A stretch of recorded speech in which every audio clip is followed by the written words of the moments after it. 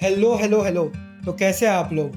हर एक टॉपिक पे late video बनाने का ट्रेडिशन अब कंटिन्यू करते हैं और बात करते हैं तृप्ति डिमरी के बारे में एंड स्पेसिफिकली जो उनके फैंस का रिएक्शन है टू हर न्यू प्रोजेक्ट्स। तृप्ति डिमरी के रीसेंट प्रोजेक्ट्स और उसके रिस्पॉन्स ने ऑडियंस की हिपोक्रेसी दिखा दी है। But before getting to that, let's talk about her career. Tripti Dimri ने अपना एक्टिंग करियर एक कंपनी के थ्रू चालू किया जिनके यूट्यूब वीडियोस में वो एक्टिंग किया करती थी। She then had a big break with Laila Majnu, but unfortunately वो मूवी एक बॉक्स ऑफिस फेलियर बन गई। लेकिन ऑफ कोर्स उनकी जर्नी वहां खत्म नहीं हुई। उन्होंने अपने करियर में एक चेंज किया, एक पिवट किया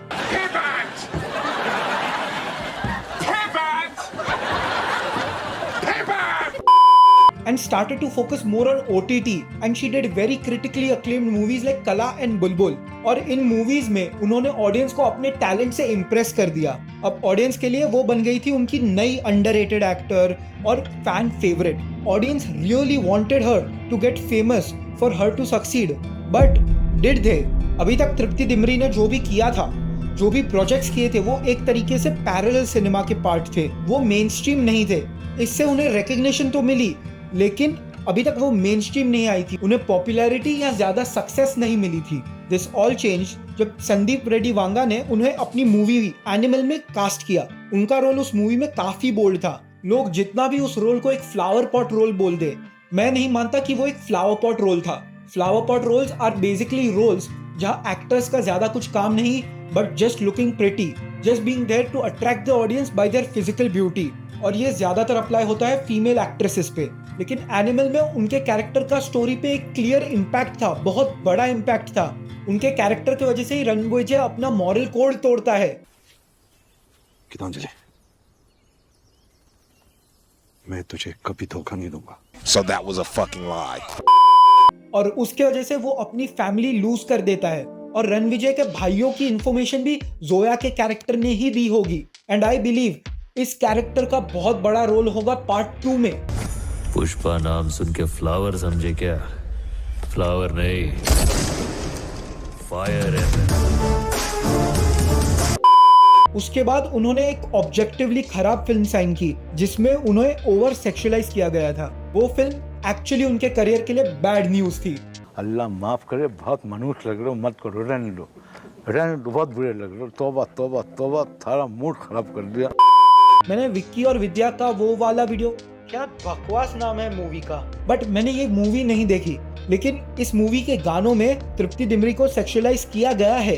लेकिन सेक्सुअलाइजेशन से बड़ी प्रॉब्लम उस गाने में थी घटिया कोरियोग्राफी और जेनेरिक लुकिंग सा सेट और कॉस्ट्यूम्स। इस गाने के बाद हम एक्चुअली देखते हैं कि पब्लिक तृप्ति डिमरी के अगेंस्ट होने लगे हैं। पब्लिक सोच रही है कि बॉलीवुड ने तृप्ति डिमरी को वेस्ट किया है या फिर तृप्ति डिमरी खुद का करियर बर्बाद कर रही है। अब ये सब फिल्म्स और उसके रिस्पॉन्सेज देख के मुझे इंडियन ऑडियंस की हिपोक्रेसी तो समझ आ गई। सबको चाहिए कि तृप्ति डिमरी मेन स्ट्रीम हीरोइन तो बने, लेकिन जब उनको मेन स्ट्रीम रोल्स मिलते हैं तो सबको रोना है कि बॉलीवुड ने उन्हें वेस्ट कर दिया। तब तक वो वही पैरेलल सिनेमा करेगी जो वैसे तो फ्लॉप होगी लेकिन बाद में कल्ट क्लासिक कहलाएगी। And honestly people look down upon mainstream cinema too much. जिस तरीके की एक्टिंग उन्होंने बुलबुल और कला में की थी वो बहुत ही अलग तरीके की एक्टिंग है then acting like a normal person और at least a person in a masala movie. ये दोनों एक्टिंग अलग ही कैटेगरीज में आती है। तृप्ति डिमरी ने कैरेक्टर रोल्स में तो अपना टैलेंट दिखाया है। Now let's see if she is just as good at doing more mainstream roles. लोग कंप्लेन करते हैं कि वो मसाला फ्लिक्स कर रही है जहां वो जेनेरिक फीमेल लीड है। लेकिन आप मुझे एक बात बताइए, कोई प्रोड्यूसर उन पे पैसा क्यों लगाएगा? Tripti Dimri has a fan following. Honestly ज्यादातर फैन फॉलोइंग सिर्फ और सिर्फ सोशल मीडिया में है। उनके कोई भी फैंस थिएटर नहीं जाते मूवी देखने के लिए। एंड ना ही उन्होंने प्रूव किया है अपने आप को as a draw at the box office. Just to give you guys some perspective, look at careers of Kriti Sanon और तापसी पन्नू। उन्होंने करियर का स्टार्ट रोम-कॉम और जेनेरिक लव इंटरेस्ट रोल से किया और ऑडियंस में एक पहचान बनाई। फिर उन्होंने रोल्स के साथ एक्सपेरिमेंट करना चालू किया एंड प्रोड्यूसर्स को भरोसा हुआ कि ये रिकग्नाइजेबल बैंकेबल टैलेंट है तो उन्होंने पैसे लगाए मूवीज पे। The same is true for Tripti. She has to first build her image as an actress, build a mainstream following, then कोई एक्सपेरिमेंट कर सकती है वो। तब तक प्रोड्यूसर्स उन पे पैसा नहीं लगाएंगे, ना ही डायरेक्टर्स उनको वैसे रोल्स ऑफर करेंगे। लोगों ने तृप्ति डिमरी की एक्टिंग का सिर्फ एक साइड देखा है और लोग चाहते हैं कि वो सिर्फ same to same type of characters करती रहे, लेकिन no, let her grow, let her evolve as an actress. ये उनके करियर का बस स्टार्ट है। मेरे ओपिनियन में ऑडियंस को कुछ ज्यादा ही अटैचमेंट हो गया है उनके दिमाग में जो इमेज है तृप्ति डिमरी का। They think of Tripti Dimri as a character actress instead of her being an actress. Audience के दिमाग में जो तृप्ति डिमरी की इमेज है, लोग चाहते हैं कि तृप्ति डिमरी सिर्फ वही इमेज मेंटेन करती रहे, which is not at all feasible for an actor. In my opinion, ये एक क्लियर एग्जाम्पल है गेट कीपिंग का। ऑडियंस को उनकी एक्टिंग, उनके रोल्स गेट कीप करने हैं, उनको कंट्रोल करना है कि तृप्ति किस तरीके की एक्ट्रेस बनेगी। आई really do hope Tripti Dimri carves out a name for herself in Bollywood.